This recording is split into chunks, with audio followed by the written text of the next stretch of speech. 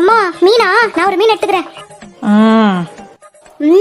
சூப்பரா இருக்குமா, இன்னும் ஒரு 2 மீன் தா. இப்பவே வச்சு தின்னுட்டா சோத்துக்கு என்னடா பண்ணுவ? அப்புறம் சோறு தின்னும்போது எனக்கு மீன் பத்தல என்ன அம்மா நீ எல்லாம் எங்க மாமியார முன்னாடி என்ன அசிங்கப்படுத்துவ.